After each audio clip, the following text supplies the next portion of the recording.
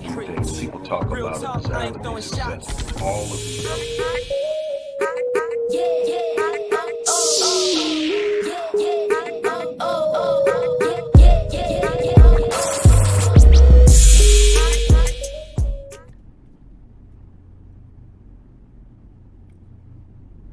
Hello, everybody. Dr. Rick Wallace dropping in on you. Hope that everybody is off to a great start to their week.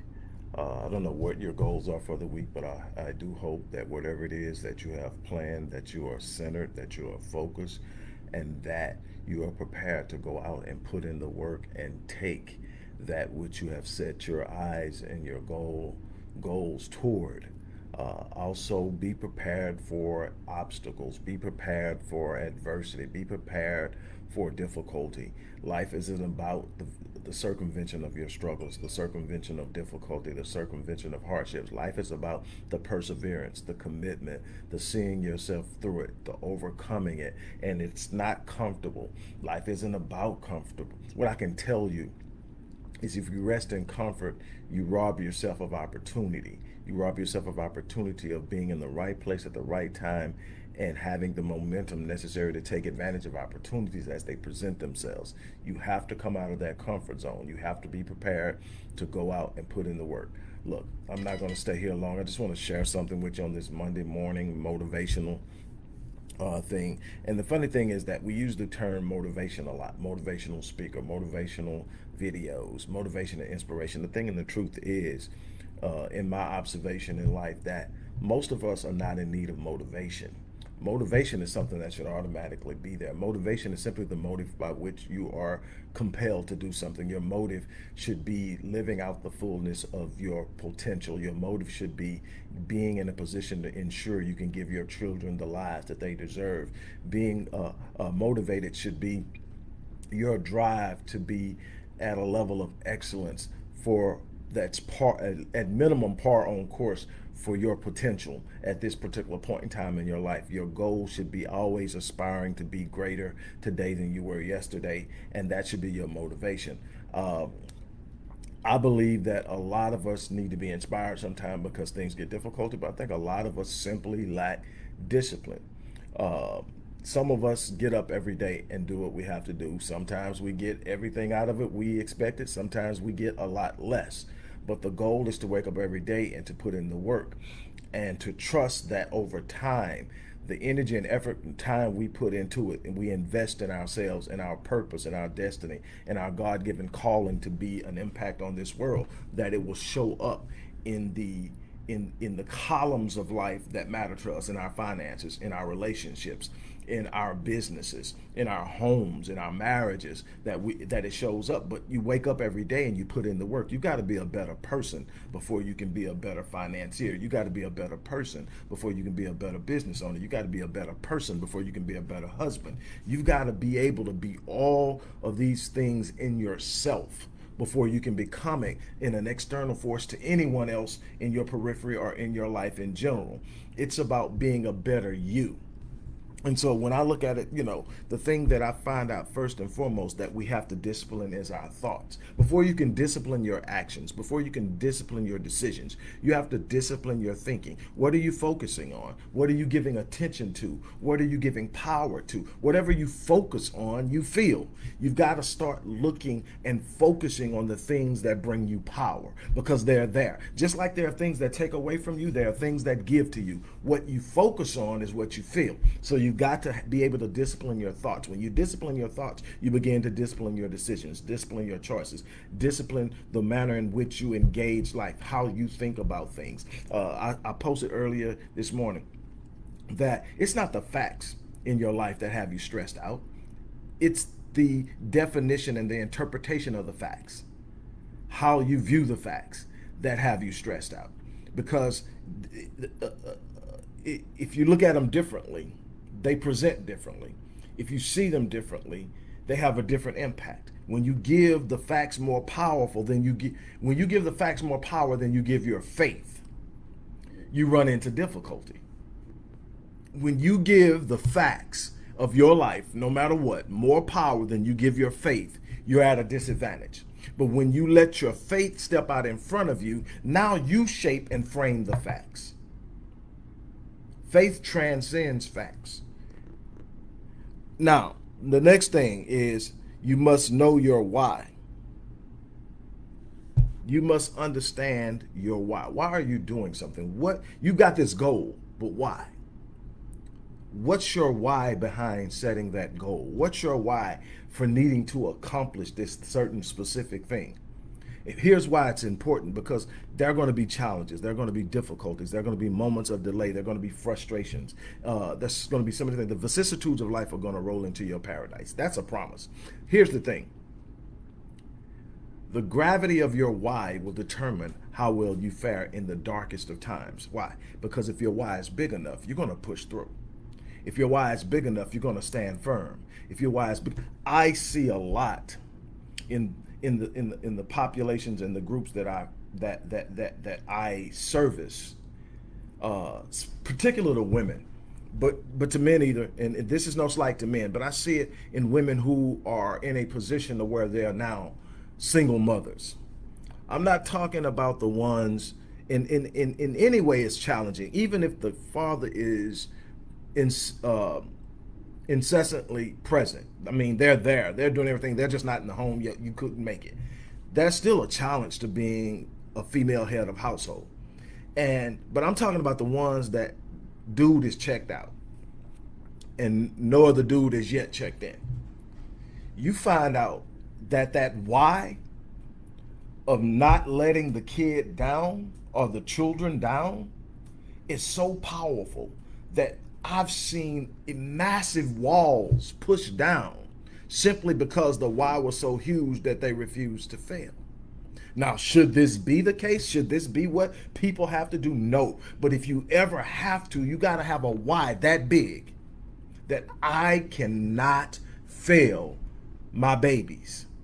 And I commend every black sister, every black woman that's out there that's been through that, because that's not something that you should have to do. But oh my God, when you do it, it speaks to the power of your faith, the power of your perseverance. Now take that and apply it to any area in your life. Find the things that are so gravity driven in your life that you know that the why is bigger than any problem you're going to come into. Now set ablaze and push forward and watch what happens. Next, I see way too many people resting, but you haven't earned your rest. What does that mean? That means that people who rest are the people who work. You haven't earned the right to rest until you've put in the work, until you've sit down and you have laid out the foundation. You have taken step after step. You put in the work. Then you take a moment to rest and recover. Why? So you can be at optimal form and state when you go in to put in the next day's work. But just so many people resting on where they're at, just sitting around, just getting by, just happy to be in a place and an existence that you're not paving out what tomorrow looks like. So when you get there, you got to figure it out. That's not living, that's existing, that's survival. You've got to sit up and put in the work before you take your rest. Next, we want to talk about procrastinating. That kind of goes with what I just said about working. So many people are procrastinating because of fear of what people will say, fear of failure, fear of uncertainty, just the monotony of it. Whatever it is, you procrastinate. You keep putting it off. What I can tell you is, you got to be careful, because the leverage arm of time is kind of funny. It's kind of funny in how it delivers. It's not a second wasted is a second loss. A second wasted could mean 6 months lost. You can literally procrastinate on taking an action today, and it costs you 6 months in the progression towards your goal. That's the truth and reality, because in the day you take off, that you procrastinate, that may be the day that the person or the thing that you need to open the gateway to the abundance you're seeking is there, and you miss it. Now you got to take the long route when you could have been there for an abundant moving in your life. You've got to stop procrastinating. One of the things I teach my clients on a regular basis And one thing I focus on is stop the procrastinating, take action. Sometimes making a decision that may seem risky or may be the wrong decision is better than taking no action or making no decision at all. Sometimes the stagnancy creates immovability and you lose momentum. Sometimes you can make a wrong turn and correct and still have the momentum to get where you need to get. You've got to be moving. Then we want to talk about watered down assessments. What am I saying when I talk about watered down assessments?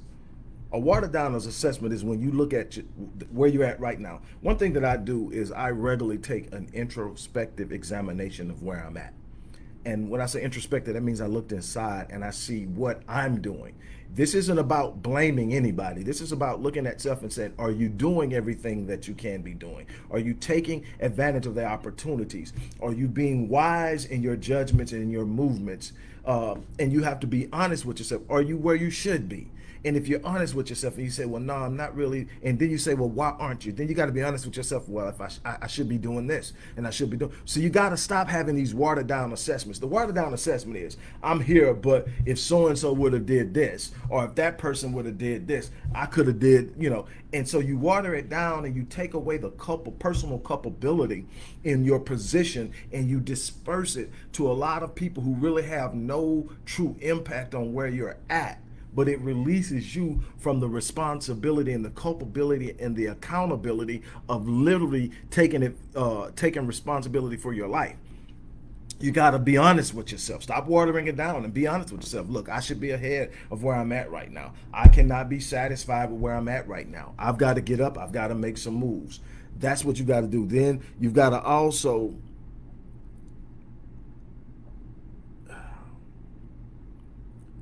get away from what I call being a serial restarter, which is a nice way of saying you quit.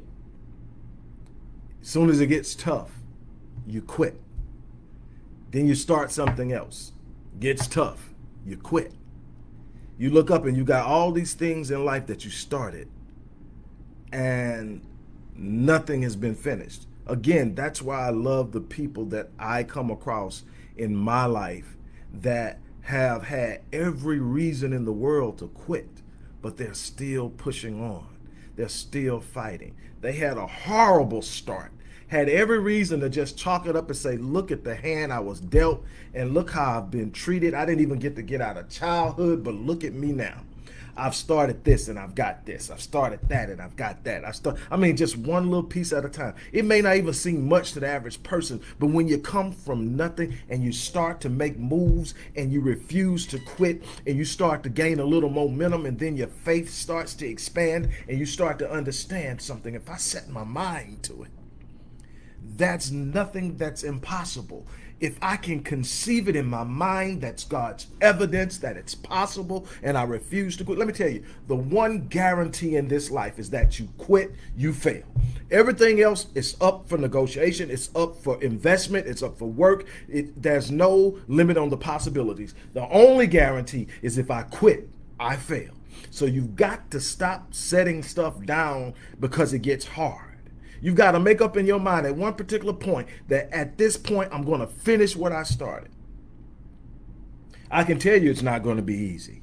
Nothing that I have attained worth having came to me easy.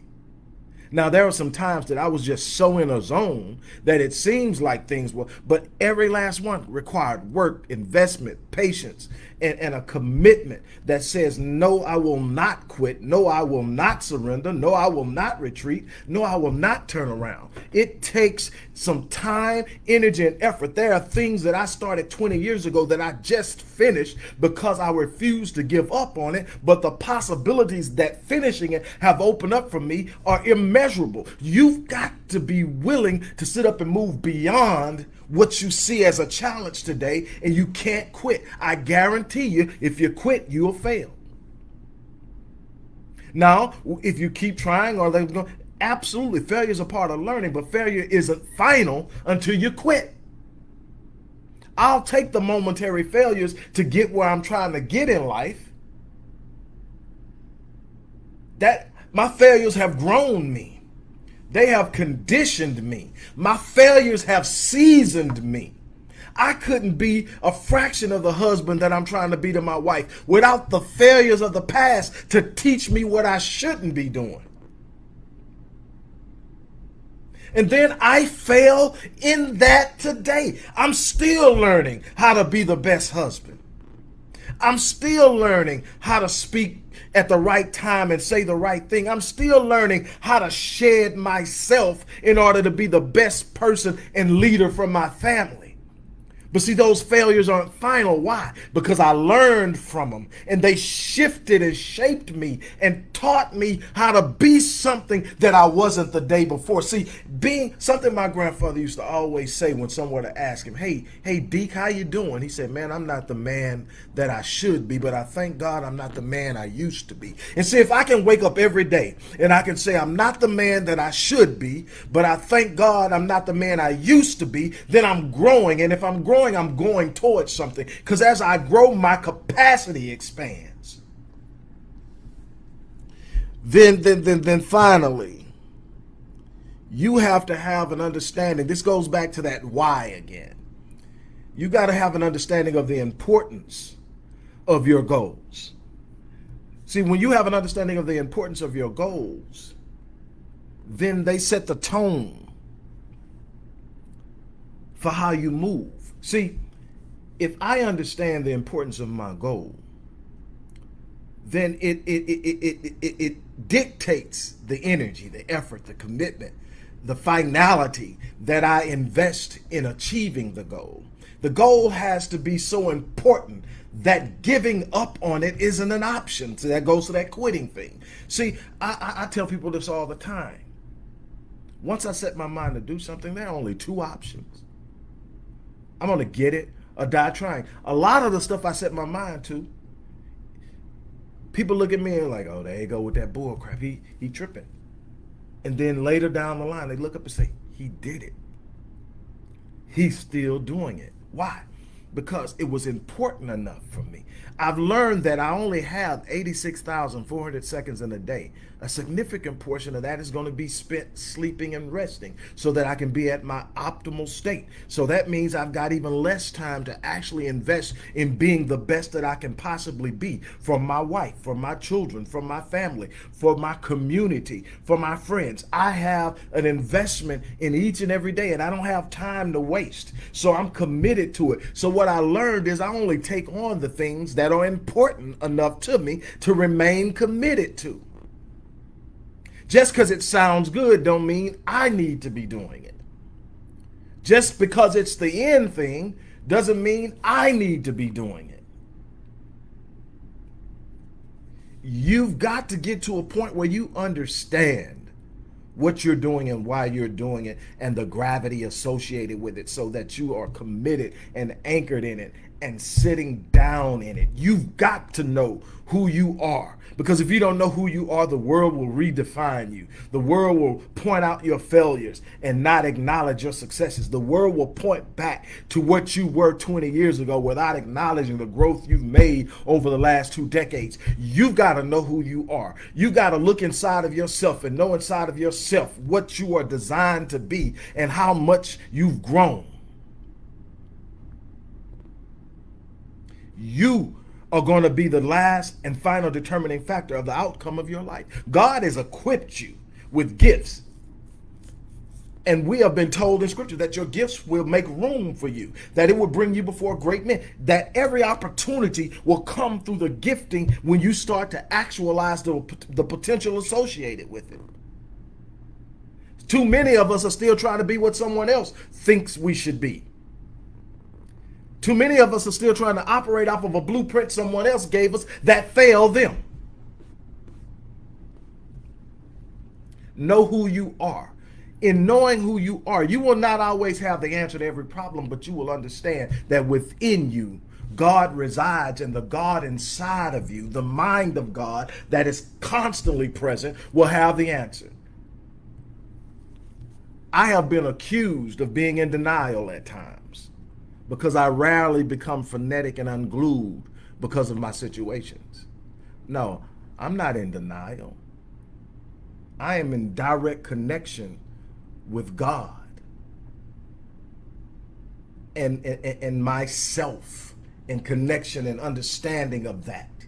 And in knowing that, I know that I'm so close to the answer that eventually it will open itself up to me. Why would I be upset and frenetic and frustrated about something I know I'm going to get the answer to in the right timing, and that I'm going to come out of it better than when I went in?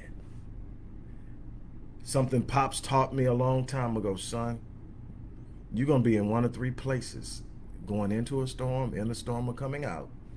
Those are the three places in life. Don't get frustrated by it. That's life. You're going to be going into a storm, in a storm, or coming out. Your only responsibility, son, is to come out of the storm a better man than when you went in. If you learn to do that, you won't have to chase greatness. It'll overtake you. You will write a legacy that nobody can rob you of. Don't get caught up in the moment. Don't get caught up in the temporary frustration and the pain.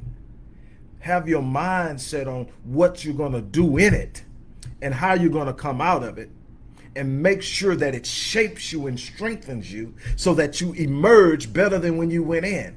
Life wasn't sent to destroy you. It was sent to groom you for greatness. And so I'm telling you, don't quit. Don't give in. I'm going to shut it down now. I hope that what I shared with you was a blessing. I hope that you got something out of it. I hope that you can take it. Again, I'm going to be cranking these up again. It's been a while since I've been consistent. So much has gone on. Survived 5 heart attacks a little over a year ago. And it's been a slow boogie back, but I'm here. But I'm excited about where we're going with Rick Wallace Enterprises, the Visionetics Institute, Odyssey Media and Publishing, and so many other things that we do. I'm excited about that. The Odyssey Project, I'm excited about that. And so this year is a big year for what we're doing. And despite all the challenges, the pandemic and all this other stuff that's come up and that has hit businesses, we're still moving. We're still in the fight. We're moving. And I'm excited to be a part of change, to be a part of empowerment, to be using the gifts that were inherently a part of my DNA and my design to change the world, to write a legacy that speaks of me long after I'm gone. And that's what I'm going to be challenging each and every one of you to do, is to write that legacy. Write that legacy. Look, in the description box, there are going to be 2 books, just 2 of 24. The person that was told book number 1 would never make it to publishing is now at 24. 24 is dropping this week. 23 dropped a week and a half ago. Maybe not even that long. I don't know if I'm gonna do 2 books at one time again, man. But it's an honor to be able to deliver. I'm excited about it. Check one of them. I put Critical Mass in there. It's book number 20. But it represents a turning point, and I think it's one of the most powerful books as far as empowering an individual that I've written, and that says a lot. And Merging Souls is 23. I didn't put that one in there, I don't think. Did I? Yeah, I think I did. I think the Merging Souls is the other one. Merging Souls, if you're talking about a relationship, you need to read that book. No matter where you're at in the relationship process, in one, going into one, thinking about one in the future, you need to read that book. Look, I'm going to get out here. As I always say, I live my life on full, so that when I leave this place, I die on E. And when you live your life like that, you have so fewer regrets. It doesn't mean you don't make mistakes. It means even the mistakes tend to work towards your purpose. On that note, I'm out of here. You guys have an unbelievable day. I'm out. Dropping in with a little special announcement for those who have followed me for any stretch of time. You know, outside of the businesses that I run, like Myriad Business Solutions, the Visionetics Institute, Odyssey Media Group, I also do a great deal of work inside of the inner city communities in Houston, Dallas, and other areas. I'm asking now, as we push a fundraiser, that you support what the Odyssey Project is doing in the inner cities, especially with programs like Black Men Lead, which is a rite of passage initiative, and Restoring Ghetto's Forgotten Daughters, which is a program focused on helping young girls, but boys as well, suffering from childhood sexual abuse, rape, molestation, domestic abuse, absentee fatherhood, and so many other things. The information will be in the box. Thank you.